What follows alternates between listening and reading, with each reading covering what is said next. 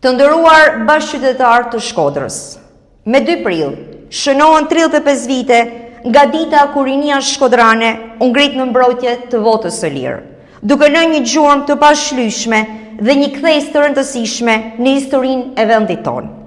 Pasojat e asaj dite, 2 prill 1991, ishin tragjike.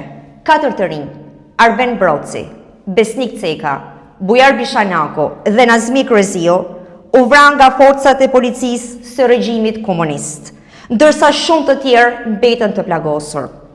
Këta dëshmorë të demokracisë mbeten sot një thirrje gjallë për të gjithë ne, për të ngritur në mbrojtje të lirisë, të drejtave dhe votës së lirë.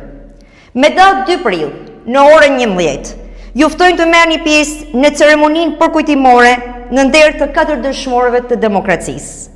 Në këtë aktivitet do të na nderojë me praninë e tij kryetari i Partisë Demokratike, profesor doktor Sali Berisha. Ju mirëpresim.